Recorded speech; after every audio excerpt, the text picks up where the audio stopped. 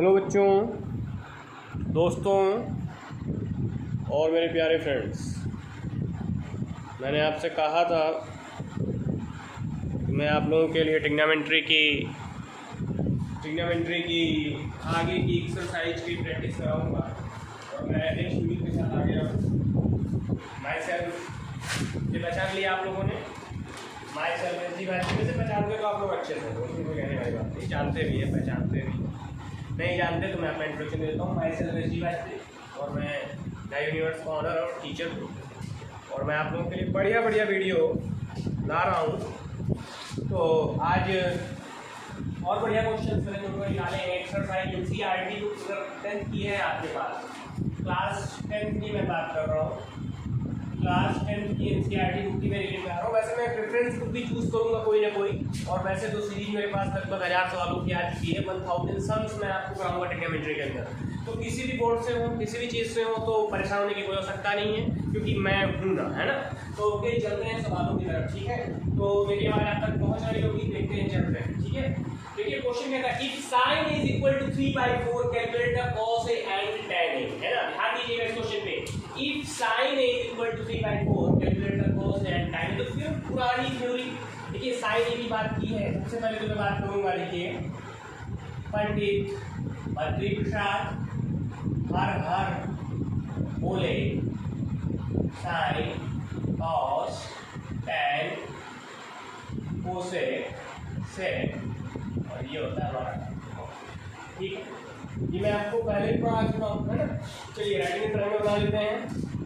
बढ़िया सा writing triangle बनाएंगे सभी लोग। ये मैंने एक राइटिंग ट्रायंगल बना दिया है ना। अच्छा, पहले मैं देखता हूँ कि गिवन क्या है। गिवन में अगर मैं बात करूँ तो मुझे sine A is equal to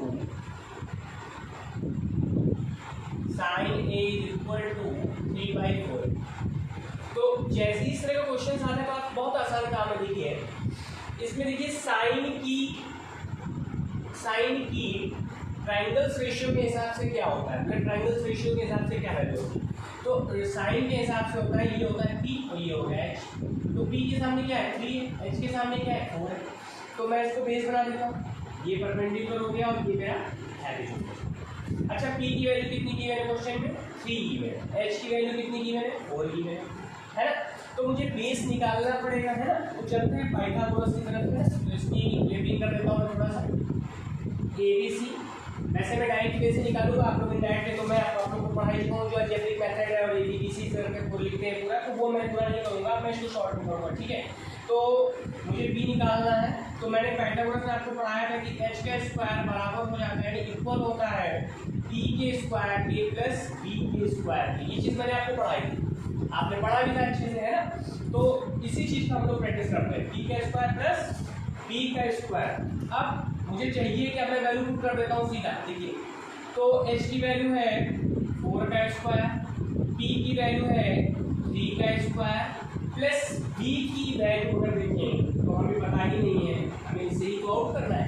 अब आगे चलते हैं, देखिए ओपन कर देते हैं। ये हो जाएगा 16, ये हो जाएगा 9 और ये हो जाएगा b स्क्वायर, ठीक है। अब मैं इसको इधर ट्रांसफर कर देता हूँ, देखिए ध्यान से देखिए, क्योंकि ये परपेंडिकुलर है हमारे पास और ये हमारा बेस है। यहाँ पर ये क्या है हमारे पास, हाइपोटेन्यूज की वैल्यू हमने पुट की, परपेंडिकुलर की वैल्यू हमने पुट की, b की वैल्यू पुट की, ठीक है। अब हम क्या करते हैं, इसको सॉल्व कर लेते हैं। तो b स्क्वायर अगर निकालना होगा तो पढ़ा हुआ है आपका कि ये प्लस में है, इधर साइड जाएगा तो माइनस हो जाएगा। तो 16 माइनस 9, यानी कि आपके पास जो वैल्यू आई है वो ये इधर b स्क्वायर है। तो b स्क्वायर को क्या करेंगे, स्क्वायर यहाँ से हटाएंगे, क्या हो जाएगा √।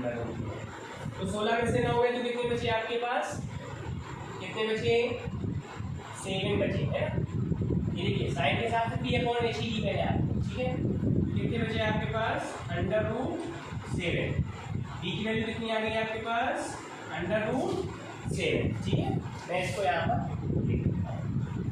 इतनी बात समझ में आ गई अच्छे से। देखिए मैंने कुछ नहीं किया, पाइथागोरस का यूज किया, हाइपोटेन्यूज का square is equal to B का स्क्वायर प्लस बी का स्क्वायर। मैंने कल ही पढ़ाया था कि ये जो सबसे बड़ी साइड होता है इनका स्क्वायर दोनों जो स्मॉलेस्ट साइड्स होती हैं उनके स्क्वायर के बराबर होता है। तो ऑलवेज ये रूल आप याद रखिएगा, वैल्यू पुट की गई बाद में बी की वैल्यू, एच की वैल्यू, स्क्वायर को ओपन किया, वैल्यू को पुटअप किया और सॉल्व किया। रूट 7 हमारे पास वैल्यू आ गई है, ठीक है। अब मैं आगे चलता हूँ, अब मैं आपको नेक्स्ट वीडियो में बताता हूँ कि इसके अंदर और क्या कंडीशंस अप्लाई होंगी। हटा रहा हूँ मैं इसको, मैंने इसको अलग साइड में लिख लिया है। अब देखिए मुझे करना क्या है, इसने कहा है कॉस है, तो कॉस है, कॉस थीटा बराबर क्या होता है बी अपॉन एच। कॉस का मतलब क्या बी अपॉन एच, यही तो होता है। तो कॉस ए की जगह पर अब बी की वैल्यू कितनी है रूट 7, एच की वैल्यू क्या है 4। दिस इज माय आंसर, ये मेरा आ गया कॉस ए। अब मैं निकालूंगा tan theta is equal to p by b, ठीक है। tan है, p की वैल्यू कितनी है क्वेश्चन में 3 और b की वैल्यू हमारे पास रूट 7। देखिए एक चीज यहाँ पे और हो सकती है, इस वैल्यू को मैं रेशनलाइज करके भी लिख सकता हूँ, ये तो मेरा आंसर होगा ही होगा, लेकिन मैं चाहूँ तो इसको रेशनलाइज करके लिख सकता हूँ। जैसे रूट 3/7 है, मैं इसको रेशनलाइज करके इस फॉर्म में भी लिख सकता हूँ। रेशनलाइज करने में क्या होता है कि न्यूमरेटर में रूट की वैल्यू है चलेगा, लेकिन डिनोमिनेटर में रूट की वैल्यू नहीं होनी चाहिए। This is not allowed in math case. तो मैथ केस के अंदर जो भी चीज़ अलाउड नहीं होती तो मैं इसको क्या करता हूँ रेशनलाइज करता हूँ। रेशनलाइज करने का रूल होता है कि जो भी वैल्यू पुट होती है उसी से मैं ऊपर नीचे मल्टीप्लाई कर देता हूँ, क्योंकि मैथड ये कहता है कि अगर किसी भी संख्या के ऊपर मल्टीप्लाई करते हो नीचे डिवाइड करते हो तो संख्या के ऊपर कोई असर नहीं पड़ता है। ये मैं आपको बता चुका हूँ और फिर आगे भी वीडियो में इनको बताता रहूँगा आपको। तो ये हो गया 3√7, ये हो गया 7, तो ये भी मेरी वैल्यू हो सकती है, ठीक है। वैसे मैं अगर इस वैल्यू को भी लिखूंगा तो मेरी वैल्यू कट नहीं की जाएगी, लेकिन ये रेशनलाइज फॉर्म नहीं है, तो रेशनलाइज फॉर्म में करने के लिए मुझे ऐसा करना पड़ेगा, ठीक है। तो आइए चलते हैं जरा नेक्स्ट, क्योंकि ये तो खत्म हो गया क्वेश्चन, इसको तो मैं हम लोगों ने बता दिया। आज आगे चलते हैं जरा इस क्वेश्चन को देख लेते हैं बेसिक मेथड से कैसे होगा, ठीक है। देखिए यहाँ पर बच्चे थोड़ा फंसते हैं इस क्वेश्चन में। क्या फंसेंगे, देखिए ये प्रोडक्ट फॉर्म में है पीछे से, बच्चे सोचते हैं यार क्वांटिटी वैल्यू हम करें क्या, है ना। तो देखिए मैं कैसे करता हूँ इसको, ये 8 है और ये देखिए ये मल्टीप्लाई है, तो कोई भी चीज़ मल्टीप्लाई होती है सेकंड हट जाती है तो क्या डिवाइड में आ जाती है, तो मैं इसको यहाँ से रिमूव करके इसके नीचे ले आता हूँ। कोई समस्या, अब क्वेश्चन बन जाएगा ना आराम से। आप क्या या फिर से मैं इसका यूज कर लेता हूँ, राइटिंग में ट्रायंगल बना देता हूँ। अब एक चीज को ध्यान दीजिए यहाँ पर कि कॉट मैं ए कर लेता हूँ यहाँ पे, क्योंकि वहां पे भी ए है, कॉट ए कि ये बी अपॉन बी, क्योंकि देखिए टैन होता है बी अपॉन बी, कॉट क्या होगा बी अपॉन।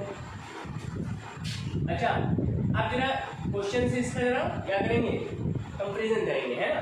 तो 8 अपॉन 15, अब ये मेरा बेस है, ये परपेंडिकुलर है और ये हैबिकुलर। बेस की वैल्यू कितनी है 8 है, पी की वैल्यू कितनी है क्वेश्चन में 15 है, ठीक है ना। ठीक है ध्यान से, ये 15 है और ये 8 है। अब मुझे एच निकालना है, वापस पाइथागोरस लगा दीजिए। एच का स्क्वायर क्या होगा पी के स्क्वायर प्लस पी का स्क्वायर, ठीक है। यानी हैप्पीनेस का स्क्वायर इक्वल होता है बेस के स्क्वायर के प्लस परपेंडिकुलर के स्क्वायर, ठीक है। तो लेबलिंग करके भी आप इसको कर सकते हैं, वैसे मैं इसको शॉर्ट में कर रहा हूँ, ठीक है। तो आप लोग के लिए भी अलाउड है, बाकी तो आपको मैं लिखना सिखाई चुका हूँ तो आप लोग लिख सकते हैं, ठीक है।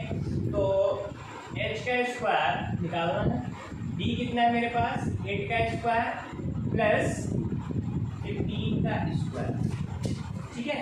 अच्छा एच का स्क्वायर, 8 का स्क्वायर तो आपको आता ही होगा 64 प्लस 15 का होता है 225, कितना हो गया ये 225। इसको थोड़ा साइड में हम लोग ऐड कर लेते हैं यार, 225 और ये हो गया 64, ये हो गया 9, ये हो गया 8 तो ये हो गया 289।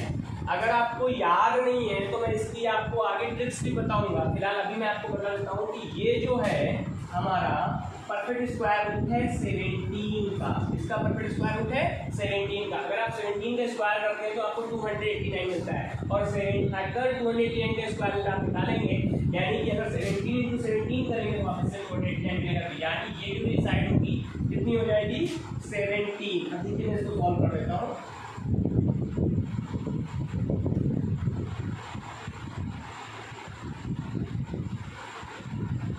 ये लीजिए, तो ये मेरे पास ये वैल्यू आ गई है।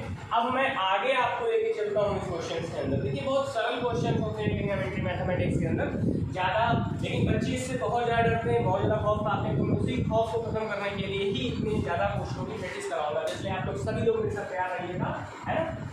आगे बढ़ते हैं। जैसे तो हमने आउट कर लिया है क्वेश्चन में। अब आगे देखिए जरा कैसे इसको सॉल्व करना है। अब इसने कहा है साइन ए, है साइन ए। देखिए एक चीज का ध्यान दिए रहिएगा, अगर हमने बेस इधर माना है तो मैं ए बी सी कर दूंगा, ठीक है ना।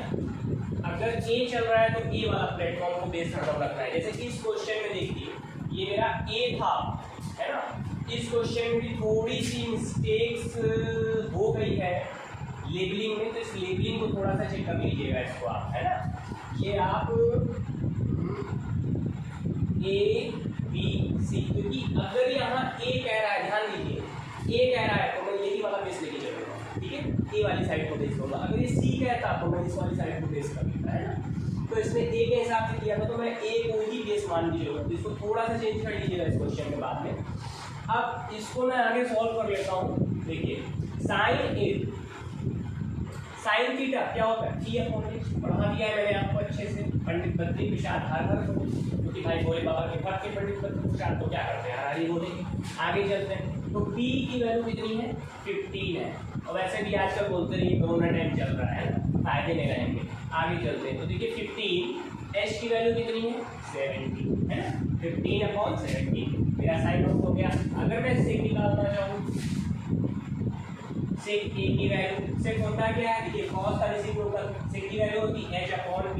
ये मैंने ले लिया h/b, h/b, h/b।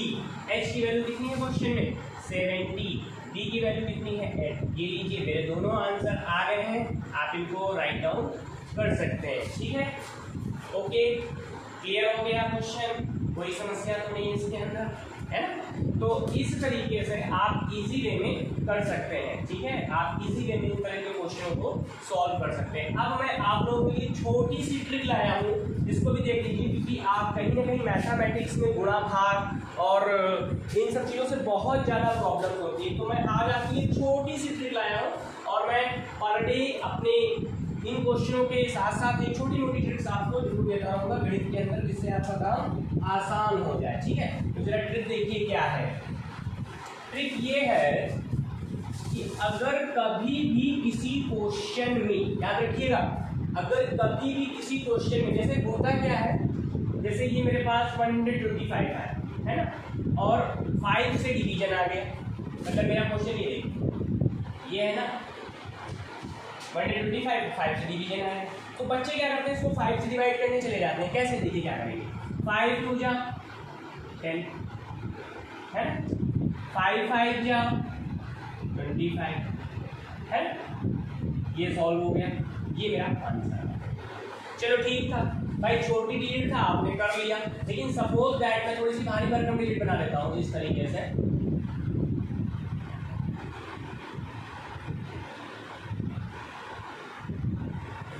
इस तरह का मैं डिजिट आपको देता हूँ, मैंने कहा आपसे डिवाइड करने के लिए 5। तो अब क्या होगा कि पेपर में अगर इस तरह की चीज फंसती है आपके सामने, जैसे आप हाई स्कूल में पढ़ेंगे स्टैटिक्स करना पड़ेगा, स्टैटिक्स में गुणा भाग बहुत लंबे लंबे हो जाते हैं, जोड़ घटाना प्लस माइनस बहुत बड़े बड़े हो जाते हैं, तो वहां पर मैं आपका टाइम सेव कर दूंगा। अब टाइम कैसे सेव होगा, जरा ध्यान दीजिएगा इस चीज को। जैसे मुझे इसको डिवाइड करना है ना, तो मैं कभी भी, आज के बाद आप कभी भी 5 से डिवाइड नहीं करेंगे, ये मेरी गारंटी है। मैं आज आपको ऐसे ट्रिक देने जा रहा हूँ कि आप अब इसको कभी भी डिवाइड नहीं करेंगे। तो क्या करना है मैं आपको अभी बताता हूँ। देखिए जब भी याद रखिए, मैं आपको ट्रिक बता रहा हूँ। देखिए ट्रिक क्या है, इसको आप कह सकते हैं एसजी ट्रिक। एसजी ट्रिक मैं आपको दे रहा हूँ, ठीक है। मैंने अपने नाम पर ही ट्रिक का नाम कर दिया है, ठीक है। तो इसका क्या नाम है, एसजी ट्रिक, ठीक है। तो एसजी ट्रिक क्या कहती है, जरा देखिए। एसजी ट्रिक ये कहती है कि जब भी 5 से डिवीजन आ जाए, मतलब ऊपर कोई भी नंबर हो, एक्स वाई जेड कुछ भी लिखा हो और नीचे 5 से डिवीजन है, आप याद रखिएगा उसमें 2 से मल्टीप्लाई कर दीजिए। क्या करना है आपको? 2 से मल्टीप्लाई, और 2 से मल्टीप्लाई करने के बाद राइट साइड से 1 डिजिट के बाद डेसिमल लगा देंगे और आपका आंसर आ जाएगा। अब देखिए मैं इतनी बड़ी डिजिट में आंसर निकाल रहा हूँ, आप लोग अपने घर में मोबाइल फोन से इसको चेक करिएगा, ठीक है। तो मैं आंसर लिख रहा हूँ, देखिए 2, ये हुआ 4, 6, 2, 4, 2, 2, 4, 2, 4, 2। अब कोई भी नंबर आप ले सकते हैं, मैंने एक आपको छोटा सा दिखा दिया। क्या किया मैंने? जब भी 5 से डिवाइड आएगा याद कर लीजिए, इसको याद कर लीजिए धमाकेदार तरीके से, क्योंकि मैं हाई स्कूल के पेपर में जो 3 घंटे का पेपर होता है उसको मैं अगर मेरे हिसाब से आप चलते हैं और मेरे हिसाब से करते हैं तो लगभग वो 1 घंटे 1.5 घंटे से ऊपर का पेपर नहीं होता है, और उसको आप इजीली में सॉल्व कर सकते हैं। देखिए ध्यान से इसको कैसे करना है। जिसको 5 से डिवाइड करना है, जब भी किसी नंबर में 5 से डिवाइड है, चाहे वो छोटा हो चाहे बड़ा हो, आपको बस एक बात याद रखनी है, 2 से मल्टीप्लाई, 2 से मल्टीप्लाई, 2 से मल्टीप्लाई। इस बात को याद कर लीजिए, गांठ बांध लीजिए, जिंदगी में दोबारा 5 से डिवाइड मत कीजिएगा। मैं आपको लिख के दे रहा हूँ, ये कभी भी आंसर आपका गलत नहीं होगा, ठीक है। तो आप घर में भी अपने चेक कर लीजिएगा, जितनी रीड बनाना है बना लीजिएगा। कहीं कोई प्रॉब्लम्स आए तो मुझे कमेंटमेंट कर सकते हैं, मैं आपको बाद में जवाब दे दूंगा। तो ये 2 देखिए फिर से किया, 2 से मल्टीप्लाई, जैसे कैरी वाला मल्टीप्लाई होगा तो उसमें भी वही होगा, तो कोई फर्क नहीं पड़ना है। 2, 4, 6, 2, 4, 2, 2, 4, 2, 4, 2। अब क्या किया? 1 डिजिट के बाद मैंने डेसिमल लगा दिया। तो जो भी मैं डिवाइड करूंगा इस संख्या का, मतलब मैं इस संख्या का डिवाइड करूंगा और जो भी मेरा आंसर आएगा, वो मेरा यही। तो मैंने 5 से डिवाइड करने की जगह पे मैंने क्या किया? 2 से मल्टीप्लाई। तो ट्रिक फर्स्ट ये कहती है कि जब भी जीवन में 5 से डिवाइड आ जाए, आप कभी डिवाइड मत करना, उसको ऑलवेज क्या कर देना? 2 से मल्टीप्लाई, 2 से मल्टीप्लिकेशन, 2 से मल्टीप्लिकेशन। याद कर लीजिए, जिंदगी कमाल हो जाएगी, चेंज हो जाएगी आपकी गणित के अंदर से। और 1 प्लेस के बाद आप डेसिमल लगा देंगे, आपका आंसर आ जाएगा, ठीक है। मैं कुछ क्वेश्चन आपको देता हूँ, आप लोग मुझे आंसर करिएगा बाद में। 3, 2, 1, 6, 2, 1 डिवाइडेड बाई 5, इसका आंसर मुझे बताइएगा जब भी आपके पास आंसर आ जाए। 3, 2, 1, 9, 2, 1, 2, 1। ये लीजिए, मैंने 2 डिवाइडेशन आपको दे दिए हैं और इन 2 क्वेश्चनों के साथ आपको छोड़ रहा हूँ। कल से मिलेंगे कुछ नए सवालों के साथ। आप लोग प्रैक्टिस करते रहिए घर में जब तक कोरोना टाइम चल रहा है, और अच्छे से अभ्यास करते रहिए, है ना। और इसको खूब दबाकर शेयर करिए, जितने ज़्यादा लोगों तक ये पहुँचेगा उतना बढ़िया रहेगा और उतना ज़्यादा समाज का कल्याण होगा और बच्चे कहीं ना कहीं घर में परेशान नहीं होंगे। क्योंकि आजकल न्यूज़ में बस एक ही चीज़ है, कोरोना कोरोना कोरोना। तो वो भी कहता है कोरोना, है ना। तो कहने का मतलब क्या नहीं करना है, गलत काम नहीं करना है, अच्छे काम सब करिए, कोई प्रॉब्लम नहीं, ठीक है। और आगे बढ़ते रहिए। तो फिर मिलेंगे, see you tomorrow, till then bye bye.